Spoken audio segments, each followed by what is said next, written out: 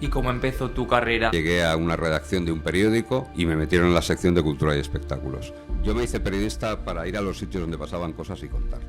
¿Y tú recuerdas algún caso que te marcase así antes de empezar a dedicarte profesionalmente a los sucesos? Aquello del crimen de los marqueses de Urquijo, ¿no? Aquellas fotografías de los marqueses en la cama. Un caso que recuerdes del principio que tuviste que cubrir de... Es un género especialmente duro. Entonces yo recuerdo con pavor aquellos primeros casos. ¿Cómo crees que puede influir el periodismo de sucesos en un sistema judicial o en la opinión pública?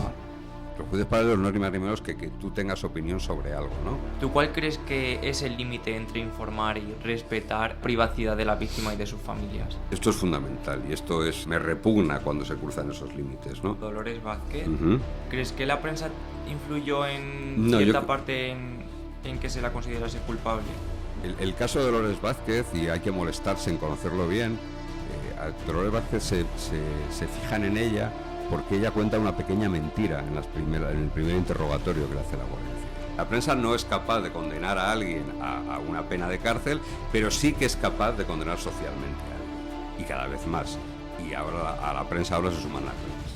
Y sin embargo, tu trabajo, ¿hay algún caso que recuerdes en el que creas que ha podido ayudar significativamente ya con publicaciones que has hecho? Muchos. O hincapié que te Vamos, hayan muchos. Mira, un caso reciente fue el de Juana Canal. Llevaba muchos años desaparecida. 15 o 16 años después aparecieron unos restos humanos en Ávila. Esos restos se identificaron como los de esta mujer desaparecida, ¿no? ¿Y qué caso es el más difícil al que tú te has enfrentado? Casos en donde hay un velo informativo. Por ejemplo, el caso de Laura Luelmo. Si me estoy equivocando, dímelo porque es que no estoy seguro. Laura Luelmo es de a esta quien mató información. Bernardo Montoya.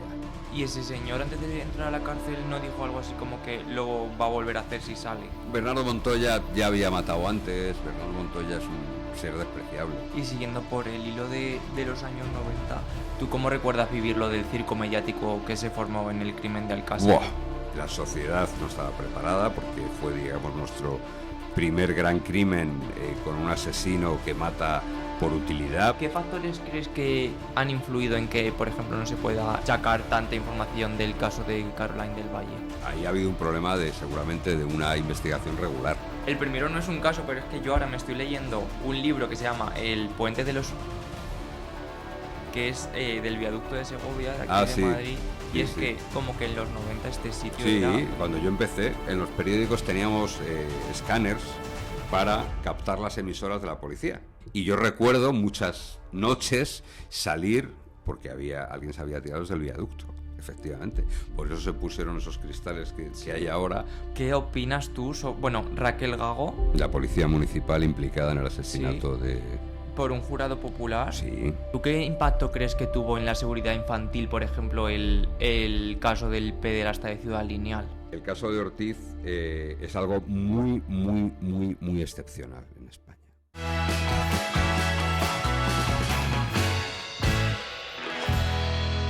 Bienvenidos al instituto. Hoy tengo de compañero de clase una persona chulísima. Que he Manuel repetido Marlasca. mucho. Me tienes de Ya compañero ves, porque he repetido mucho. de diversificación. ¿Qué tal estás? Muy bien, muchas gracias por Tenía invitarme un montón de a ganas tu clase, de- a tu de instituto. este Muchísimas programa. gracias. Últimamente lo estoy diciendo mucho de esto de que son como los invitados que primero contactamos, que casualmente estáis viniendo ahora, Bueno, de que no porque lo hemos podido como compaginar antes. yo cuando he tenido un hueco he venido, me Sí, comprometí claro. y soy un señor mayor con códigos y uno de mis códigos es que cumplo lo que prometo. Sí, yo tenía muchísimas ganas. De hecho, llevamos viendo toda esta semana nosotros aquí en casa la temporada 3 de Una historia de crímenes. Y ahora es como, wow, ahora como escuchar tu voz es como estamos ya dentro de la televisión incluso. ¿Cómo vives tú esto de repente, los últimos años, el interés que ha subido de contenido de True Crime y tal, de programas, de formatos? Yo no creo que haya subido el interés por lo que toda la vida se ha llamado los sucesos, los crímenes, ha existido siempre, ¿no? Cuando yo empecé en esto, que yo empecé en la prensa, en periódicos, había en los periódicos algo que ya no existe, que era, había páginas que ponía sucesos. Y eran páginas dedicadas única y exclusivamente a los sucesos. Luego ya se metieron en sociedad, nacional, en local, pero siempre ha existido ese interés. Los telediarios, los informativos de televisión siempre han tenido espacios propios dedicados a los sucesos también, porque saben que funciona. Es decir, que siempre ha habido un interés. ¿Qué es lo que está ocurriendo ahora? Que las plataformas tienen que llenarse de contenidos y al final un material que la gente consume, que la gente devora, es eso que ahora se llama true crime, ¿no? Pero el interés por los sucesos casi existe desde que el mundo es mundo, ¿no? Ya, que igual lo que ha cambiado ha sido la forma de contarlo, ¿no? La forma de contarlo y que hay que alimentar a unas plataformas que son como pirañas que se tragan todo y que hace falta que tengan mucho contenido, ¿no? Y el true crime al final les va a asegurar que la gente lo va a ver. Ya. Para empezar así, para contar tu historia y hablar sobre tu carrera, te voy a hacer la pregunta que hacemos a todos los invitados, que es ¿cómo recuerdas al Manuel del instituto? Yo me lo pasé muy bien en el colegio. Mi vida escolar ha sido inmensamente feliz. Yo he sido muy, muy, muy feliz y de hecho conservo la gran parte de mis amigos son de esa época de mi vida, ¿no? Lo cual quiere decir como dice la canción de Bruce Springsteen, que formamos unos lazos que son muy difíciles de romper, ¿no?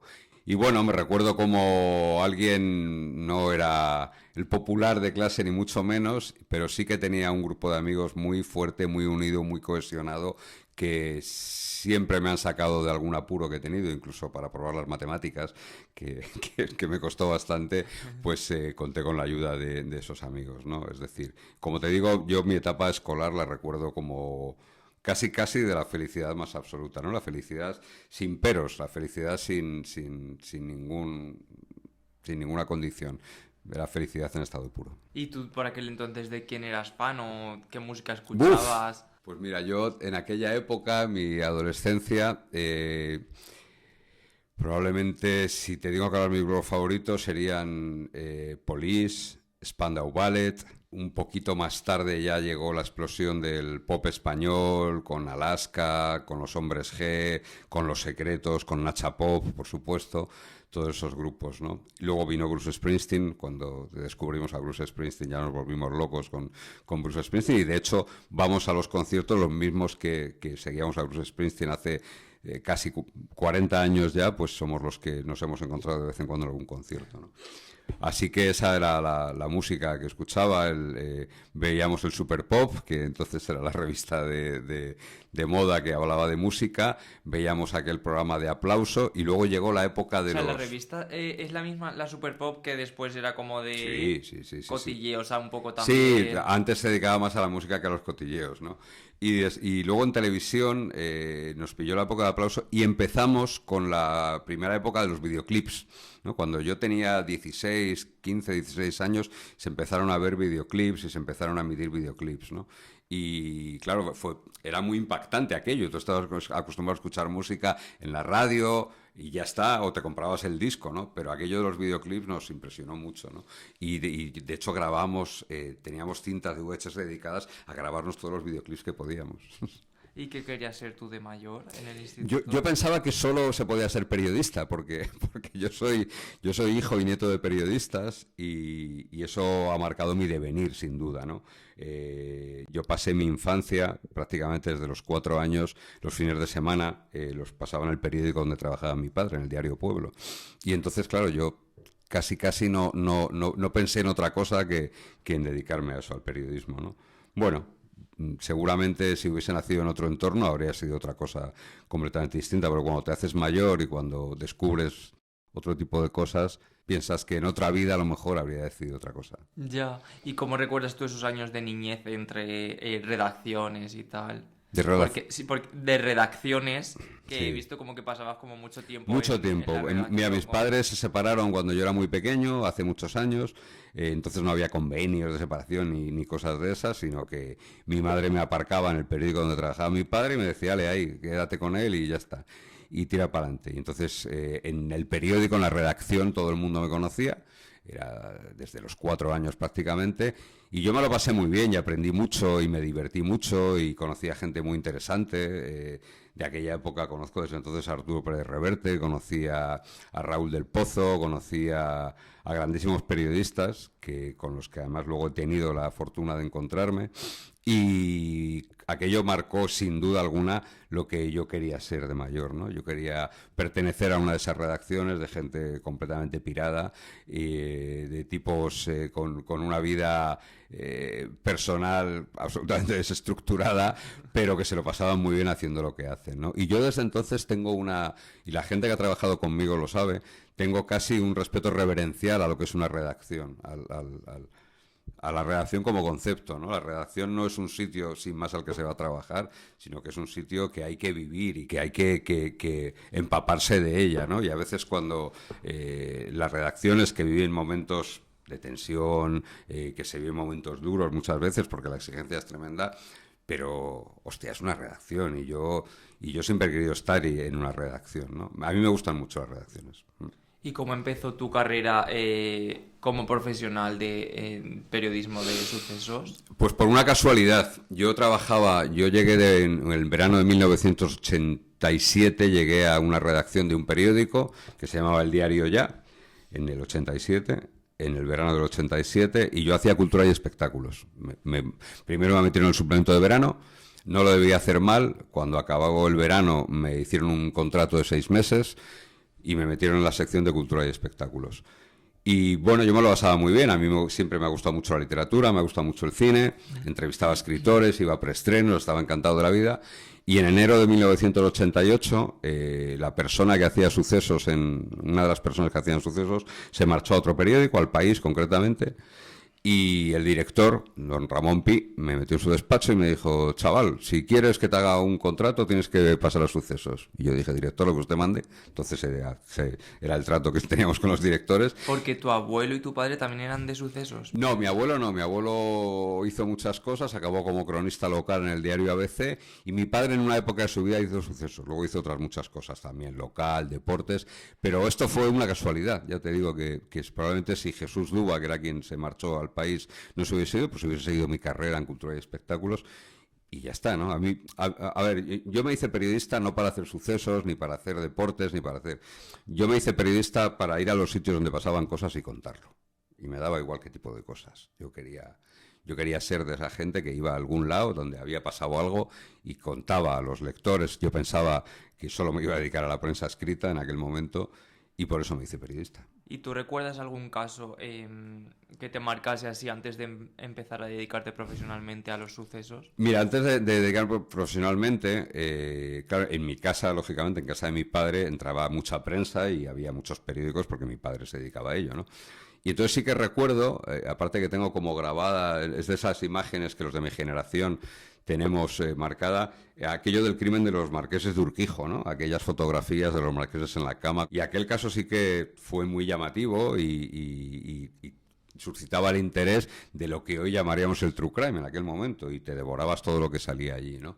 Y antes de dedicarme personalmente, seguramente ese fue el caso que más interés suscitó en mí. Y por otro lado, el primer caso que cubriste por primera vez, no sé, algún caso que recuerdes del principio que tuviste que cubrir de... Al principio era horrible todo, porque al principio este género de los sucesos es un género especialmente duro, primero porque estás en la calle todo el día, no se puede hacer sucesos desde la redacción, por mucho que se empeñen ahora algunos, sino que tienes que estar en la calle, tienes que estar continuamente viendo a gente, llamando a puertas para que te las cierren. Y entonces yo recuerdo con pavor aquellos primeros casos porque recuerdo un crimen de un señor, además, que era periodista, que en una discusión de tráfico mató a un tipo, a un camarero. Y entonces yo tuve que ir a casa del camarero, a ver a la viuda del camarero, al hijo del camarero, pedirle fotografías para poder publicarlas en el periódico. Y todo aquello, cuando estás empezando, cuando tienes 21 años, es casi tu bautismo en la calle, pues se te hace especialmente duro. Es verdad que luego te provee y te da una serie de herramientas que luego al resto de tu vida estás utilizando y que es un aprendizaje muy bestia, pero es un aprendizaje, sin duda alguna, ¿no? La calle para los periodistas de sucesos es imprescindible. O sea, hay que pasar por la calle, hay que pasar muchísimas horas en la calle, ¿no? Y entonces, bueno, empecé a hacer ese tipo de cosas. Entonces se cubrían así los crímenes. Recuerdo un crimen que además fue muy notorio, fue muy famoso, de una prostituta que se llamaba Rufina Sanz Caviedes, que era una mujer que ejercía la prostitución. Un norteamericano, David Baxter, la contrató sus servicios, se la llevó al Hotel Miguel Ángel y allí la asesinó. No solo la asesinó, sino que la mutiló, tiró el cadáver por una ventana Y, bueno, pues tuvimos que contar la historia de quién era ese tipo. Yo recuerdo haber hablado con la familia de esa mujer que venía de un pueblo de Valladolid. Es decir, insisto, era un aprendizaje muy duro, muy duro, muy duro, muy duro, pero que luego ha sido muy útil, ¿no? Y el primer gran caso que yo cubrí, seguramente el primer gran caso en el que yo estuve además muy implicado y que publiqué muchas cosas, fue el asesinato de Anabel Segura. Primero secuestro, porque se pensaba que era un secuestro, y luego asesinato de Anabel Segura. ¿Y tú dirías que lo más duro de tu profesión es, por ejemplo, justo esto de tener que estar en contacto con la familia? Claro, lo más duro del género de los sucesos, que además es único, es excepcional, no pasa en ningún otro género, es que tú estás conviviendo y tú estás abordando a gente que está cargadísima de dolor y que está llena de dolor. Y entonces tú tienes que tener muchísimo cuidado, muchísima precaución, tienes que ir con un tacto tremendo para no hacer más daño todavía, ¿no? Para no causar más dolor, para no herir más a nadie, ¿no? Y eso se tiene que aprender, eso se aprende. Y además, como les digo a la gente que trabaja conmigo y que aprende conmigo, este género significa que tú vas a llamar a 100 puertas para que te cierren las 100, ¿eh? No te van a abrir. Y pues vas a volver a intentarlo y a lo mejor de las 100 siguientes alguna te abren, ¿no? Pero es lo que hay. Yo siempre les digo a los míos, a los que trabajan conmigo, yo no les voy a pedir nada que yo no sea capaz de hacer. Yo ya he hecho todo eso. Yo ya he estado en 300 puertas, he estado en la calle mucho tiempo, no he dormido, he hecho guardias, todo eso. Pero bueno, eso es parte del aprendizaje. Y tú como profesional, ¿cómo crees que puede influir el periodismo de sucesos en un sistema judicial o en la opinión pública? A ver, cuando se dice eso de los juicios paralelos y todo esto, los juicios paralelos no es ni más ni menos que tú tengas opinión sobre algo, ¿no? Y los sucesos junto al periodismo deportivo son las únicas dos materias en las que todo el mundo opina. Todo el mundo opina sin filtros, además, ¿no? En las redacciones, yo he estado en muchas redacciones, no hay un corrillo alrededor del que hace economía. Y le dicen al de economía, bueno, vaya tela, la compra del banco X por el banco O, tal. A nadie le importa, a nadie le interesa. Sí que hay corrillo en deportes, porque te dicen, bueno, madre mía, joder, pero ¿cómo se le ocurre poner por la izquierda a Mbappé en vez de ponerle delantero centro? O en sucesos, donde alguien te dice, no, este caso, yo creo que esto es un asesino en serio, yo creo que este ha desaparecido, ¿no? Entonces, todo el mundo tiene opinión. A raíz de la ley del jurado, cuando en España se puso en marcha la ley del jurado, mucha gente pensaba que el jurado se iba a dejar influir por los medios de comunicación. Y es probable. Es muy difícil a un jurado cuando se trata de un caso muy mediático. Bien es verdad que los casos mediáticos que juzga un jurado no creo que llegue al 1% de todos los que se juzgan. Hay muchos juicios con jurado en España y es verdad que hay un porcentaje muy pequeño de gente, o sea, de casos que son muy mediáticos, ¿de acuerdo? Pero el jurado puede dejarse influir, claro que sí. O sea, si te sientas a juzgar a Ana Julia Quezada, a la asesina de Gabriel Cruz, tú has leído ya todo lo que podías leer y te toca ser jurado. Perfecto, vale, muy bien. Tú estás influido y dices, es una mala perra esta señora. Pero un presidente de un tribunal del jurado instruye al jurado y le dice, oiga, solo vale lo que pase aquí, en lo que están viendo, en este juicio. No vale nada de lo que hayan leído, no vale nada de lo que hayan visto. Ustedes tienen que contestar al objeto del veredicto con las preguntas con lo que están viendo aquí. Y a la hora, además, de elaborar el veredicto, el jurado tiene que motivar por qué dice cada cosa, evidentemente, ¿no? Así que, bueno, el periodismo de sucesos lo que tiene es un plus de responsabilidad, sí, porque si tú te equivocas hablando de deportes, pues bueno, oye, yo creí que iba a jugar Lucas Vázquez y no ha jugado Lucas Vázquez de lateral, ha jugado a otro, ¿no? Si tú te equivocas hablando de las cosas que hablamos nosotros, pues igual le puedes hundir la vida a alguien, ¿no? Si tú dices, M ha sido detenido por distribución de pornografía infantil, y a lo mejor lo que te han detenido es porque has dado una alcoholemia, te ha hundido la vida. Te ha hundido la vida. Y eso hay que manejarlo con mucha responsabilidad. ¿Y tú crees, por ejemplo, un caso que se me está viniendo a la cabeza, el de Dolores Vázquez? ¿Crees que la prensa influyó en cierta parte en que se la considerase culpable?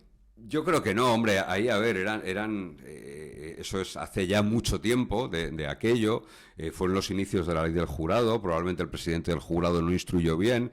Y ahí se buscó no es que se buscase, la Guardia Civil orientó la investigación hacia Dolores Vázquez de forma errónea, evidentemente. El caso de Dolores Vázquez, y hay que molestarse en conocerlo bien, a Dolores Vázquez se fijan en ella porque ella cuenta una pequeña mentira en el primer interrogatorio que le hace la Guardia Civil. Y esa pequeña mentira, la Guardia Civil le da una gravedad y le da una importancia que no tiene, evidentemente, y centra su investigación en ella nada más que por esa pequeña mentira, ¿no?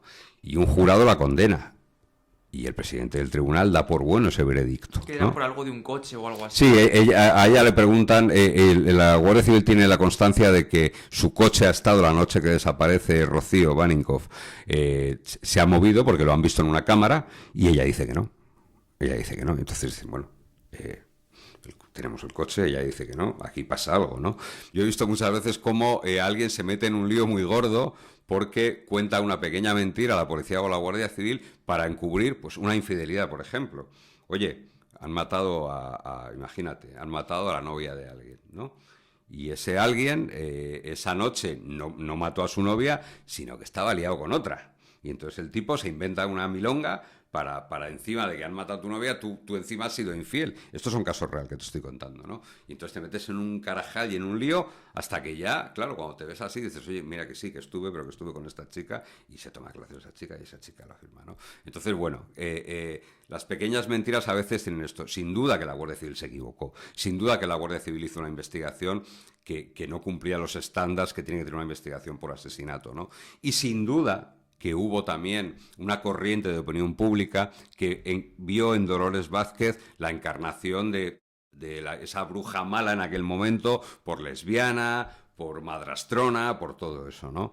Pero no fue la prensa la que condenó a Dolores Vázquez, fue un jurado, ¿no? Esto hay que dejarlo también bien claro. O sea, los periodistas no condenamos a Dolores Vázquez, la condenó un jurado que tenía un presidente del Tribunal del Jurado, ¿no? Es decir, probablemente yo sea una de las personas que pasen por aquí más exigentes con mi trabajo y con mi profesión en general, pero también hay que poner las cosas en su justo término. Nosotros no condenamos a nadie, ¿no? Yo voy a poner un ejemplo muy cercano, Íñigo Errejón, ¿vale? Íñigo Errejón se ha visto envuelto en lo que se ha visto envuelto, ¿no? Yo soy periodista y yo lo he dicho públicamente y lo digo aquí ahora. Que sepamos, Íñigo Errejón no ha cometido ningún delito. Ningún delito. Porque un mal polvo no es un delito. Porque no ser cariñoso no es un delito. Porque hay parte de la prensa que quiere convertir todo eso en delito. Allá ellos. Pero yo, que conozco el Código Penal, que estoy especializado en esta materia, sé que hasta ahora nadie ha acreditado que Íñigo Errejón haya cometido un delito.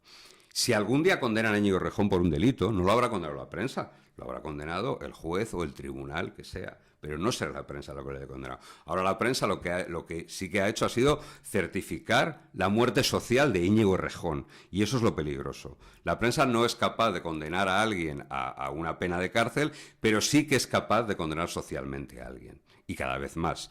Y ahora a la prensa ahora se suman las redes. Vale, pero pienso que, por ejemplo, ¿tú sabes de algún caso de que la prensa haya influido se ha hecho un caso tan mediático que tenemos que buscar un culpable, sea como sea, y puede ser que incluso... ¿Tú lo conoces, ese caso? No. Te pregunto, si tú lo conoces. No, porque, a ver, cuando hay un caso parte de un delito, ¿vale? Tú no puedes crear un caso de la nada. Tiene que haber algo a lo que se exija un reproche penal. Una violación, un asesinato, alguien que está desaparecido. Hay casos muy urgentes, efectivamente, muy mediáticos, ¿no? Que exigen respuesta rápida. Te voy a poner el ejemplo, el paradigma de los últimos años, Diana Quer, ¿no? La desaparición de Diana Quer. En aquel caso hubo una presión tremenda, porque los padres apretaban mucho, porque el caso de Diana Quer era muy atractivo, se juntaban casi todos los componentes que convierten a un caso mediático, una chica joven, una chica guapa, una chica que tenía un montón de redes sociales que los medios aprovecharon para sacar todo ese material, y la Guardia Civil, en este caso, que yo creo que ya había aprendido de todo lo ocurrido, evidentemente tuvo la paciencia y el temple suficiente como para hacer una investigación que duró mucho tiempo, pero para asegurarse todo bien, ¿no? Y la prensa pedía culpables, y la prensa incluso especuló, y se dijeron muchas tonterías en este caso, y se habló de unos gitanos que iban en unos feriantes, y se habló de tal, y mientras tanto la Guardia Civil, en un trabajo sordo y alejado de los focos, hizo su trabajo y acabó deteniendo al verdadero culpable de la muerte de Diana Kerr. Hablando de cómo has hablado de cómo el padre de Diana Kerr estuvo mucho metido en la prensa, en la televisión y tal, ¿tú cuál crees que es el límite entre informar y respetar la privacidad de la víctima y de sus familias? Esto es fundamental y esto es algo que yo sí que tengo siempre muy presente. Vamos, me repugna cuando se cruzan esos límites, ¿no? Yo creo que hay que informar y hay que dar información. Y hay que dar información que aporte cosas a los casos, ¿no? Hay una norma que es lo que te decía hace un tiempo, ¿no? No tienes que provocar más dolor en alguien que ya tiene un dolor gigantesco. Tú puedes invadir hasta donde te deje alguien. No puedes ser invasivo, no puedes ser una mosca cojonera con una víctima, ¿no? Yo he tratado con miles de víctimas, me atrevería a decir. Víctimas de toda clase de delitos, terribles algunos, ¿eh? Víctimas de personas que llevan desaparecidas un montón de tiempo, padres de crías que han sufrido la peor de las torturas antes de ser asesinadas. Lógicamente, tu deber es acercarte a esa víctima. Si quiere hablar, si quiere decir algo, si quiere facilitarte algo, perfecto. Pero aquí no valen cámaras ocultas, aquí no vale engañar a nadie, aquí no vale... No. La víctima tiene que estar en el centro de todo el mundo, igual que está en el centro de las fuerzas de seguridad, también tiene que estar en el centro de todos nosotros, de todos los periodistas, ¿no? Yo creo que esa norma, si alguien vulnera esa regla, si alguien doblega esa norma... va por muy mal camino, ¿no? Y nos hace mucho daño a todos los que nos dedicamos a esto, ¿no? La época, el boom de hace unos años, hace 15 años, 10, 15 años, de las cámaras ocultas hizo mucho daño, porque tú ibas a hablar con alguien y ese alguien siempre pensaba que tú llevas una cámara oculta. Yo no soy una cámara oculta en mi vida. Y entonces yo se lo decía, oye, mira, yo precisamente vengo a verte diciéndote que soy periodista y para que tú tengas la seguridad de que lo que me cuentes, siempre y cuando me autorices, lo voy a publicar y lo voy a contar. Pero eso es ser periodista, lo otro es ser otra cosa, ¿no? Entonces, bueno, creo que esa es la diferencia. Y luego hay una diferencia fundamental. Una cosa es informar y otra cosa es entretener o hacer espectáculo, ¿vale? Yo hago información.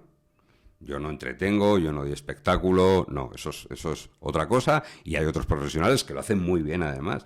Entonces, cuando tú estás centrado en un caso, en un asunto, y lo que estás dando información, todo va bien. Si lo que buscas ya es entretener, buscar testigos que realmente no aportan nada, dar cabida a cualquier gilipollas que te venga con afán de protagonismo para contar su historia, pues eso ya no es informar. Se me vienen a la cabeza casos como el de Marta del Castillo, Diana Kerr, como hemos hablado antes, o incluso el de las niñas de Alcácer. ¿Tú cuál crees que es el papel de un padre o una madre de un niño desaparecido? No, yo creo que eso las víctimas pueden hacer lo que les dé la gana. Para eso son víctimas. Y yo he visto todo tipo de reacciones en las víctimas. He visto desde el que se encierra en sí mismo y no quiere saber nada del mundo, y me parece perfecto y respetable. Yo no soy quien para decirle a una víctima cómo tiene que comportarse. De verdad, no. He visto a quien se vuelve hiperactivo y quiere hablar con todos los medios posibles porque se agarra, convierte en el centro de su vida esa lucha y convierte en el centro de su vida esa reivindicación de justicia. Esas personas corren el riesgo de ser utilizados. También te lo digo. Y también se lo he advertido alguna vez a ellos, ¿eh? Es decir, cuando tú te expones demasiado, corres el riesgo de ser utilizado por según quién. Yo en mi vida he utilizado a una víctima, pero me consta que sí que hay compañeros de profesión que lo han hecho. A mayor exposición, mayor riesgo tienes de eso, ¿no? Entonces, bueno, yo no soy quien para decirle a una víctima cómo se tiene que comportar. ¿Y tú has tenido información que que has decidido no publicar por algún... Muchísimas veces, cada semana. Cada semana pasa eso, ¿no? Yo no llevo 36 años dedicado a los sucesos por guapo ni por alto ni nada parecido, ¿no? Yo he podido seguir dedicado todos estos años a los sucesos porque tengo información y tengo muy buenas fuentes de información, y cuando uno maneja buenas fuentes de información tiene acceso a un montón de información. Parte del trabajo del periodista está en saber qué información de esa se puede utilizar y cuál no. Y a veces no utilizas una información, hay un montón de razones para no revelar una información. Hay una que ocurre muchas veces, que tú puedes fastidiar una investigación, ¿no? Tú estás La policía está detrás de un malo o ha hecho una operación, pero se han escapado 2 o 3 malos, y si tú das esa información, puedes facilitar, estás obstruyendo al fin y al cabo el trabajo de la policía, ¿no?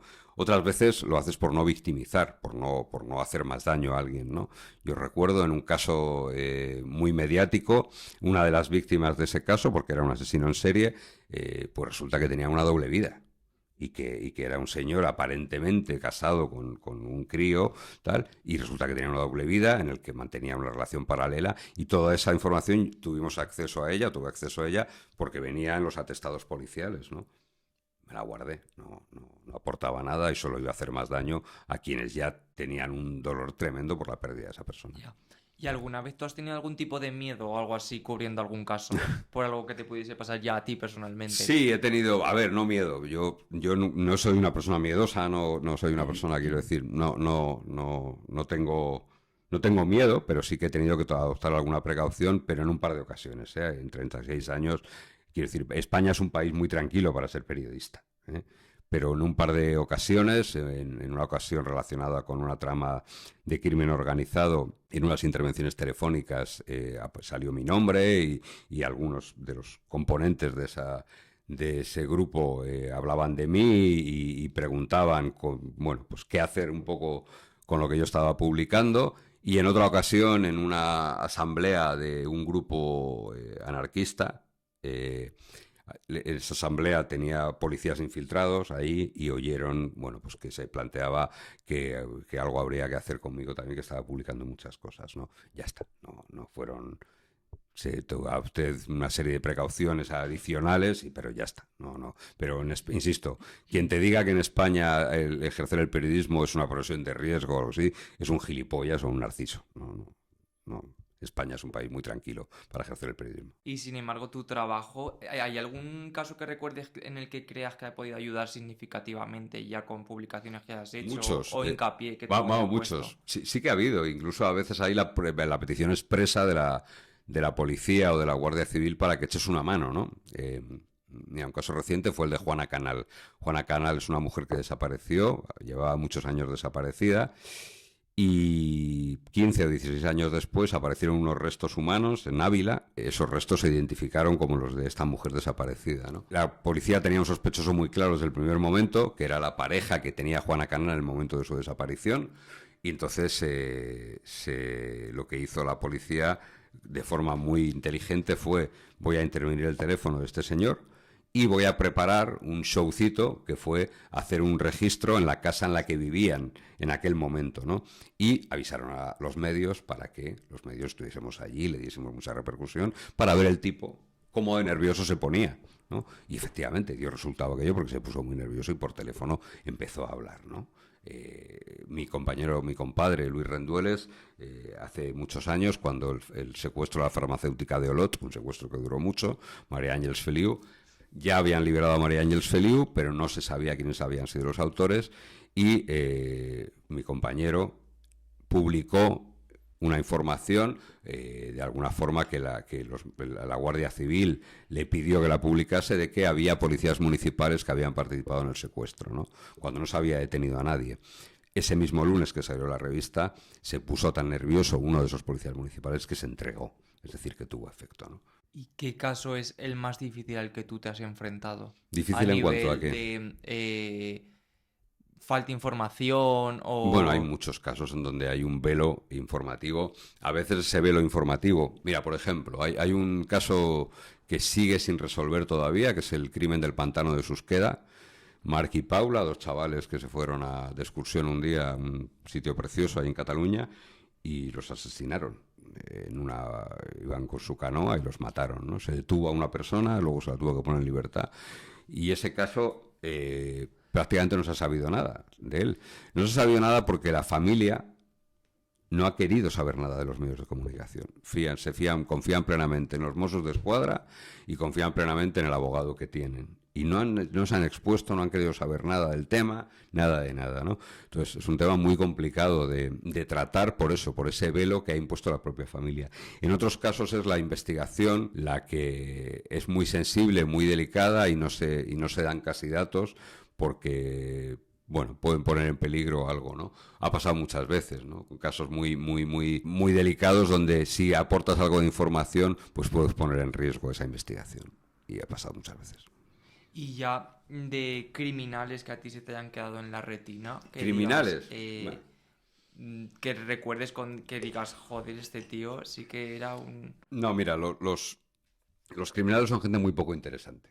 He tenido ocasión de ver a muchísimos criminales, algunos en prisión, a muchísimos más en los juicios, he cubierto muchos juicios de los últimos tiempos.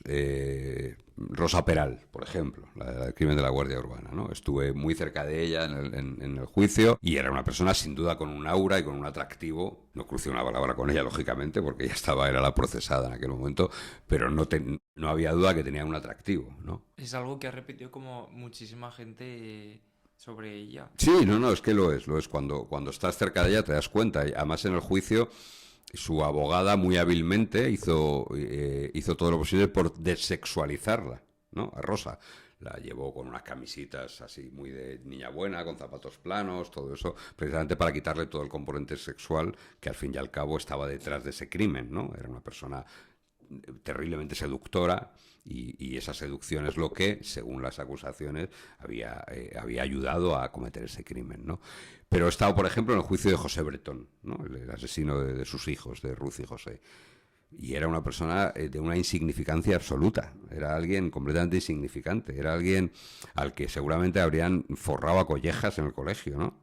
Ahora que estamos aquí en clase. O sea, era el típico tío que seguramente... ¿Y qué dices? ¿Cómo ha podido hacer esta persona lo que ha hecho? Es que no habría sido nadie si no hubiese cometido ese crimen.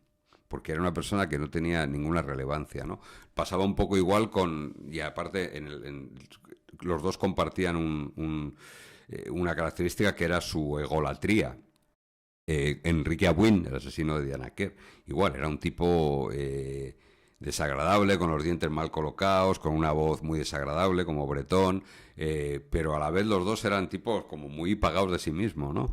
Y era alguien lo mismo. Abuin era un tipo completamente insignificante, completamente pasto de bullying, desde luego. Sí. ¿Y tú crees que hay algún criminal que no tendría que tener una reinserción posible? Pues mira, es una buena pregunta. Y es una pregunta para la que a medida que yo he ido creciendo y que he ido madurando y que he ido envejeciendo, no tengo respuesta. Yo creo que sí que hay gente que no habría que darle la oportunidad de que se reinserte, ¿no? Quiero decir, hay crímenes que creo que merecen que no hay reproche penal suficiente como para poder hacer justicia con esos crímenes, ¿no? Sí que pienso eso. Lo que pasa es que ¿cuál es el límite? Y eso me cuesta mucho. Yo no sé cuál es el límite. No sé cuál es ¿Qué tiene que tener un crimen para que alguien, ¿no? Y aquí en tronco, si quieres, con la ley de la prisión permanente revisable, ¿no? Alguien que con 19 años comete un crimen terrible y mata a un menor, ¿le vas a quitar ya la oportunidad de que se reinserte? Tía, me parece muy duro, ¿no? Y cumpliría los requisitos de la prisión permanente revisable, ¿no? Hace poco hubo una sentencia de un chaval que mataron en el marco de esto de las bandas latinas, ¿no? Y la primera sentencia fue prisión permanente revisable para un chaval que acaba de cumplir los 18 años. Hostia, y tú le dejas a alguien con 18 años, que con 18 años recién cumplidos ha matado a alguien, ya no le vas a dar la ocasión de reinsertarse, ¿no? No sé, me parece tremendo, ¿no? Y luego también te digo que hay, o sea, quiero decir, el padre, David Oubel, que mató con una sierra radial a sus dos hijas, o sea, es que yo creo que puedes darle la oportunidad de que se reinserte, ¿no? Es un monstruo, o sea, alguien que es capaz de hacer eso con sus propias hijas, José Bretón, ¿no? Me parece tremendo. Entonces, no lo sé, no lo tengo claro. Yo a diferencia de la inmensa mayoría de la gente, a medida que me hago mayor, a medida que envejezco, tengo menos certezas y tengo más dudas, ¿no? Bueno, esta es una de ellas. Por ejemplo, el caso de Laura Luelmo. Si me Sí. estoy equivocando, dímelo porque es que no estoy Laura seguro Luelmo de es a quien esta mató información. Bernardo Montoya. Y ese señor, antes de entrar a la cárcel, no dijo algo así como que lo va a volver a hacer si sale. Bernardo Montoya ya había matado antes. Bernardo Montoya es un ser despreciable, quiero decir. Es de esos que me quedarían pocas dudas de que está muy bien donde está y está muy bien que se tirase la llave a un agujero de la celda, ¿no? Es decir, hay gente esencialmente mala, hay gente esencialmente malvada. Y Montoya es uno de ellos, ¿no? Hay gente muy mala. Y a veces esa maldad la acabamos descubriendo porque asesinan, y otras veces se pueden pasar la vida siendo malvados y no matar a nadie, también te lo digo. ¿Y hay algún caso que tú crees que debería de ser reabierto o volverse a investigar? Hombre, yo creo bastante en nuestro sistema judicial. Tengo bastante fe en él y creo que vivimos en un sistema, en un Estado de Derecho que dentro de sus miserias y dentro de sus agujeros y dentro de sus problemas, bueno, pues creo que no está mal. Entonces, hay algún caso hay casos que siguen pendientes porque se han cerrado en falso, ¿no? Claro, eso, o sea, que ha sido cerrado. Recuerdo el crimen de Almonte, podía... el crimen de Almonte, que es un crimen terrible, donde asesinaron a un padre y a una hija. Se juzgó a alguien, se le absolvió y ese caso sigue abierto. Y es un caso terrorífico. Terrorífico. Por ejemplo, ese caso, pues alguien debería volver a preocuparse porque la Guardia Civil solo tenía ese sospechoso. Bueno, pues habrá que empezar de cero, ¿no? A lo mejor. Hay un crimen que a mí me ha llamado siempre la atención de una profesora que asesinaron en Santander a la salida de una boda que lleva 20 años en resolverse, ¿no? Claro, ¿qué ocurre? Que los asuntos prescriben. Hay una cosa que se llama la prescripción, que es que a los 20 años, si tú no has iniciado una acción legal contra nadie, ya el caso ha prescrito. Entonces, aunque lo descubras, el asesino, ya no puedes hacer nada con él, ¿no? Bueno, pues, por ejemplo, esa parte del Código Penal sí que la cambiaría, ¿no? Yo creo que en los asesinatos no puede haber prescripción, pero bueno. Vale. Ahora te voy a preguntar por una serie de casos para comentarlos. El primero no es un caso, pero es que yo ahora me estoy leyendo un libro que se llama El Puente de los... que es del viaducto de Segovia, de aquí de Sí, Madrid, y sí, es sí. que relativamente hace poco yo descubrí como que en los 90 este sitio Sí, era cuando yo empecé. un lugar donde se Sí, suicidaba sí, gente sí. día sí día también. Sí. Mira, cuando yo empecé, en los periódicos teníamos escáneres para captar las emisoras de la policía, ¿no? Tú tenías un escáner y tú tenías memorizados varios canales que era donde se comunicaban policía municipal, policía nacional. Y entonces tú, pues si estabas trabajando por la noche allí en el periódico, tenías eso puesto permanentemente porque si había algo grave, tú lo escuchabas, ¿no? Y yo recuerdo muchas noches salir porque alguien se había tirado desde el viaducto, efectivamente. Por eso se pusieron esos cristales que hay ahora para evitarlos, ¿no? En aquel momento eran algo de lo que se hablaba más y con mayor profusión, ¿no? Y tiene que tratarlo con un rigor máximo, evidentemente, ¿no? Pero aquella época yo empecé en el 88 y en aquella época no había ninguna mampara y era la leche, o sea, no me atrevo a decirte qué número de gente, pero muchísima gente se lanzaba desde allí. Y siguiendo por el hilo de los años 90, ¿tú cómo recuerdas vivir lo del circo mediático que se formó en el crimen de Alcácer? ¡Buah! Ya, es un melón de un programa entero, ¿eh? Yo creo que nadie estaba preparado para el crimen de Alcácer. La sociedad no estaba preparada porque fue, digamos, nuestro primer gran crimen con un asesino que mata por utilidad para que no le delaten y que además era un asesino anglosajón, casi, que se ajusta a los cánones anglosajones de asesinos, ¿no? Nosotros veníamos de Puerto Urraco, de unos señores que con escopetas y con aspecto de gañanes mataban por una afrenta casi centenaria, una guerra familiar casi centenaria, y de repente nos meten en la modernidad Antonio Anglés con su crimen, ¿no? Con lo cual la sociedad no estaba preparada, la Guardia Civil tampoco, no hizo una inspección ocular en condiciones, no se recogieron vestigios todo lo rigurosamente que habría sido necesario, y no estaba preparada la prensa, tampoco. Allí hubo una tormenta perfecta porque este caso coincidió con la primera gran explosión de los reality shows y entonces es el ejemplo perfecto de espectacularización del suceso. Algo de lo que yo siempre he huido y que me da pavor, porque, como te he dicho hace un rato, los periodistas del suceso nos dedicamos a informar, no a hacer espectáculo. Y aquello fue una espectacularización del suceso. Lo viví en primera persona, se cargaron todas las tintas contra Nieves Herrero y allí todo el mundo hizo lo mismo. O sea, es un poco, voy a poner un ejemplo reciente, ¿no? Parece que solo en el programa de Iker Jiménez se habló de que había muertos en aquel centro comercial, que había muertos o que podía haber muertos en el centro comercial Bonaire, habló todo el mundo con todo eso, pero sin embargo el foco solo se ha puesto en Iker Jiménez, ¿no? Pues de forma absolutamente despreciable, como se ha tratado a Iker Jiménez y a los compañeros de ese programa. Con esto pasó un poco igual. Mucha gente hizo espectáculo del suceso de los sucesos de Alcácer y, sin embargo, todas las tintas se cargaron contra Nieves Herrero. Es injusto. Ya, quizá porque era el programa con más Porque era el que tenía tirón. más éxito. Sí, sí, sí, porque era el que tenía más éxito. Sí, sin o sea, duda. viendo el documental, Y porque porque había una figura con nombre, apellido y cara sobre la que cargar las tintas, ¿no? Vuelvo al paralelismo. Iker Jiménez es alguien suficientemente conocido, su programa es suficientemente conocido como para cargar contra él, ¿no? Si tú hablas del diario.es, ¿qué es el diario.es? Algo insignificante. No, nadie va... No. Sin embargo, el diario.es también habló de esos muertos. vale, volviendo a un caso más actual, ¿qué factores crees que han influido en que, por ejemplo, no se pueda sacar tanta información del caso de Caroline del Valle? A ver, Caroline del Valle, con cuya madre yo tengo una excelente relación, ahí ha habido un problema seguramente de una investigación regular, ¿vale? Una investigación de Mossos de Escuadra que seguramente no empezó bien, ¿eh? Y cuando una investigación no empieza bien, no suele acabar bien. Y el caso de Caroline es el ejemplo perfecto de eso. Las primeras gestiones que se hicieron no se hicieron con los protocolos que hay ahora para hacer una desaparición, para tratar una desaparición que ahora se llama de alto riesgo, una desaparición inquietante que se llamaba antes, ¿no? Entonces, digamos que el caso de Caroline del Valle se empezó a investigar mal.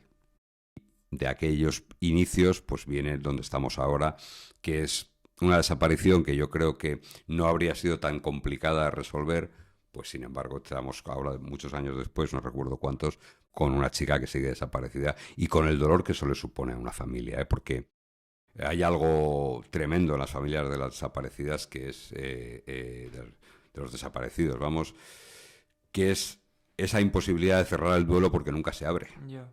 ¿Mm? Tú cuando te asesinan a alguien, te dan el cadáver lo entierras, lo incineras y ya puedes Pasa un pasar poco todas también las con el fases del caso de duelo. Marta del Castillo, ¿no? Hay unos Claro, padres que no pueden... puedes pasar todas las fases del duelo. Cuando tu hija o tu hijo están desaparecidos, nunca se cierra el duelo porque nunca se acaba de abrir. Es terrible. A mí me lo enseñó hace muchísimos años eso la madre de Rosana Maroto, que fue una de las víctimas de un asesino en serie que hubo por Ciudad Real. Y Rosana Maroto estuvo mucho tiempo desaparecida. Yo iba a verla de vez en cuando, a la madre, y me hablaba de esa incapacidad de cerrar el duelo porque nunca se puede abrir. Te voy a decir un nombre ahora y quiero que me digas qué opinas tú sobre... Bueno, Raquel Gago, La policía municipal implicada en el sí, asesinato de... por un jurado popular. Sí, sí, sí, sí.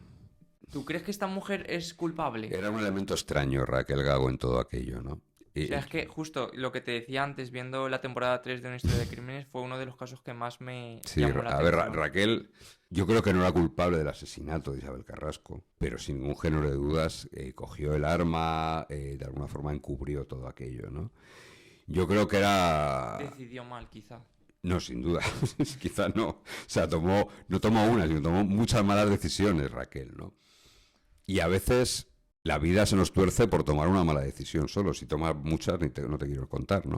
Pero Raquel efectivamente tomó malas decisiones. Yo no creo que tenga nada que ver con el crimen. Raquel era una persona que hasta ese momento había tenido un comportamiento profesional ejemplar, ¿no? Luego es verdad que tenía una vida personal, bueno, pues la que tenía, que no era una vida precisamente ordinaria, por decirlo de alguna manera, convencional, pero ya está, pero no tenía no tenía ninguna sombra, ningún reproche profesional, ¿no?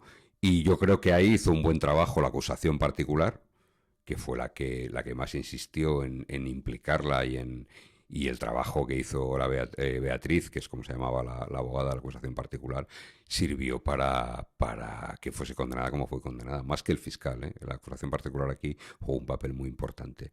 Y bueno, yo creo que no, que es el elemento extraño que a veces en las tramas criminales de Ya, repente hay alguien como que no encaja, pero oye, ahí te han está. condenado con todas las bendiciones, ¿no? Y con todas las garantías. Y ya por último, ¿tú qué impacto crees que tuvo en la seguridad infantil, por ejemplo, el caso del pederasta de Ciudad Lineal? El caso de Ortiz es algo muy, muy, muy, muy excepcional en España.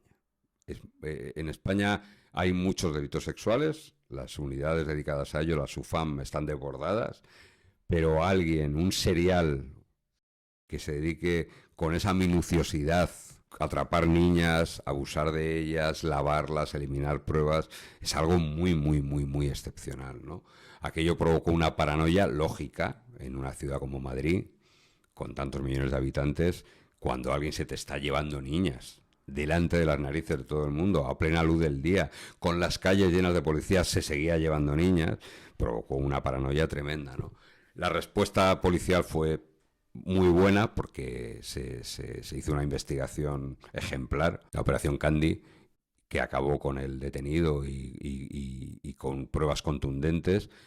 Y yo creo que precisamente por su excepcionalidad tuvo en aquel momento una incidencia muy grande, pero no es el caso Alcácer, ¿no? Alcácer sí que cambió los hábitos de todo el mundo. Los arcenes de la carretera estaban llenos de gente que hacía autostop para ir o para volver de sitios de ocio, y Alcácer acabó con aquello, ¿no?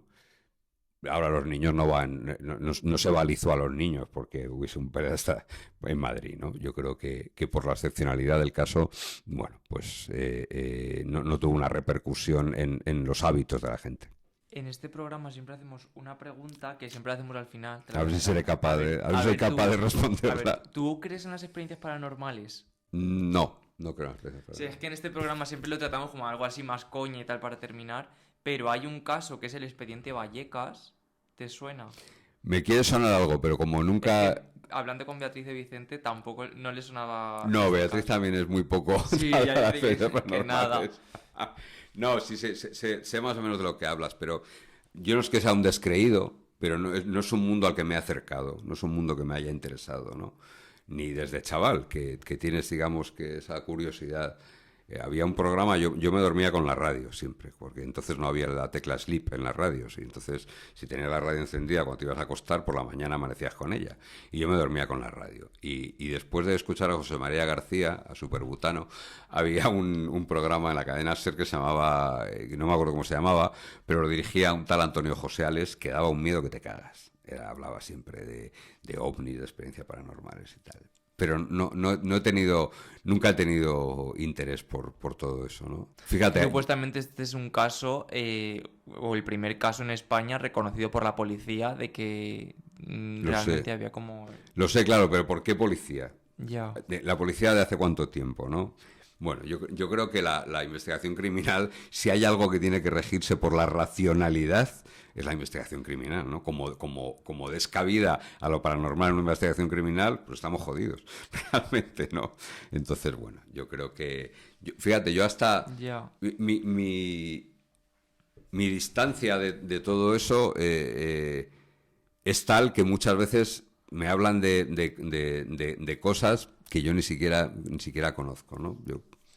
Pero no hay, si no, dime que me equivoco. ¿En algún caso no se han recurrido a esto de es que estaba endemoniado la persona que ha cometido un delito? Porque me quiere sonar que sí. No, a ver, pero no. A ver, lo que pasa es que hay esquizofrenias, hay enfermedades mentales graves que pueden pasar por posesiones diabólicas, ¿vale? Eso sí que es verdad, ¿no? A ver, los exorcismos existen. El Vaticano aprueba cada año no sé cuántos exorcismos. Sabes que tienen que tener la bendición del Vaticano y todo eso, ¿no? Y hay crímenes que se han... Yo recuerdo un crimen terrible, de una niña a la que su madre y su tía asesinaron de la forma más brutal porque pensaban que estaba endemoniada. Y luego ha habido asesinos que han pasado por personas endemoniadas, incluso han sido capaces de cambiar las voces, como la niña del exorcista, pero eso un psiquiatra, que es un hombre de ciencia, lo que te dice es que tiene una esquizofrenia y que la esquizofrenia provoca ese tipo de cambios de comportamiento, ¿no? Que yo conozca, no ha habido ningún poseído real que haya cometido un crimen. Pero bueno, oye, me quedan unos años de carrera para verlo. ¿Quién sabe? Para terminar, ¿a ti qué legado te gustaría dejar en el mundo del periodismo de sucesos? Pues mira, el mayor legado y el mayor regalo que ahora tengo es ver crecer a la gente a mi lado y haber enseñado y haber orientado a la gente joven, ¿no? Yo creo que eso es lo más importante en el periodismo de sucesos. Uno llega al periodismo de sucesos sin saber nada y cuando tú eres capaz de hacer que la gente crezca y de hacer que la gente aprenda, ya está, a mí con eso me vale.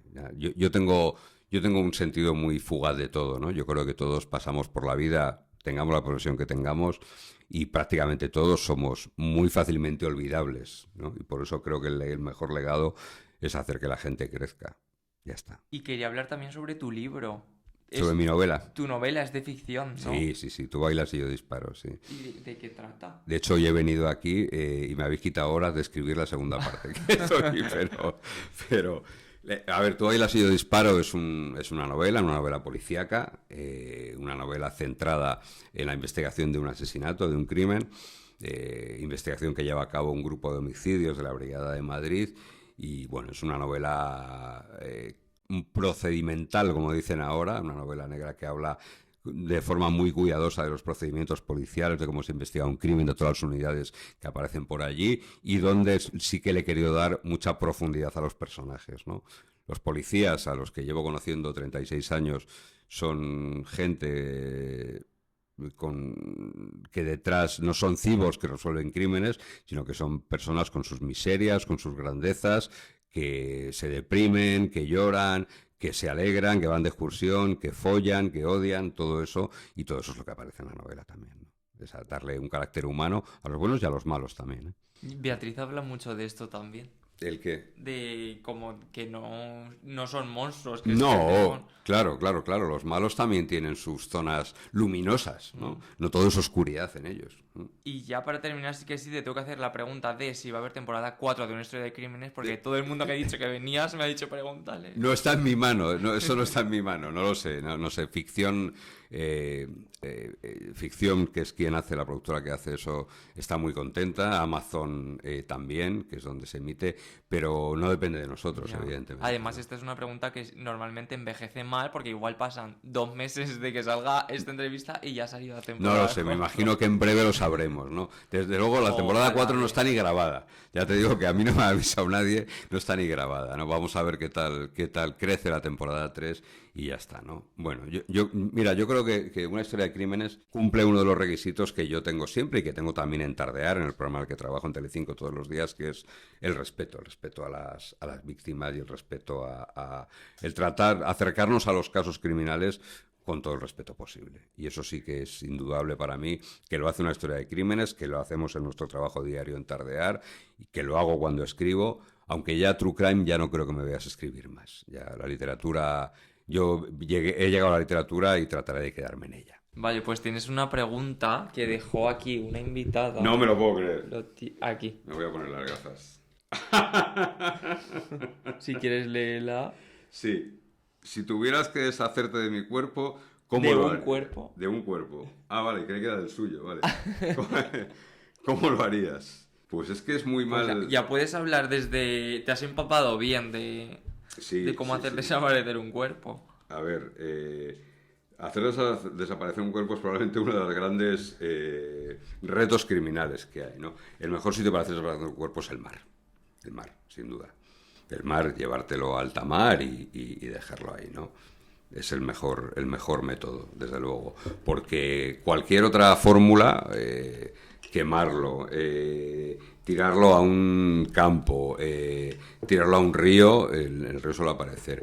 Pero el mar se traga todo, ¿eh? Y el mar, de hecho, mira, tengo muy presente un caso muy doloroso que fue el de las niñas de Tenerife, aquellas dos crías, Ana y Olivia, que su padre asesinó.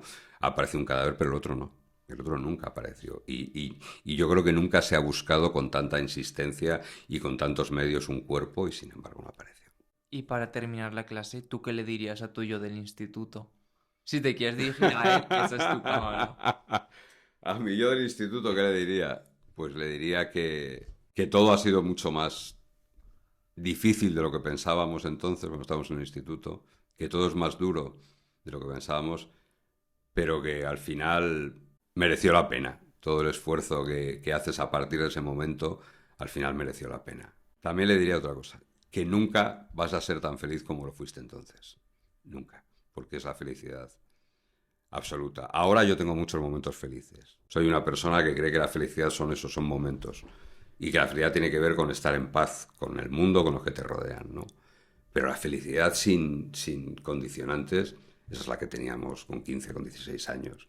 Que tu principal tu principal problema era, joder, a ver si apruebo esto, a ver si no sé qué, o vaya, esta chica me ha dejado, o la he pedido salir y no quiere salir conmigo. Pues es un mensaje que se repite mucho en esa pregunta, ¿eh? Es verdad. En plan, no vas a ser más feliz Es que verdad. como lo estás siendo. Eso es cierto. Ahora, por ejemplo, oigo a los hombres G y me retrotrae a aquella época de felicidad absoluta, ¿no? Pero está bien, hay que pasar, como le digo, yo tengo 2 hijos ya mayores y siempre les he dicho lo mismo, ¿no? Pasad todas las etapas, pero pasadlas cuando os toca pasarlas, ¿no? Emborrachaos, poneros hasta las trancas con 17 años, pero con 30 no podéis estar de bar en bar, ¿no? Pues ya está.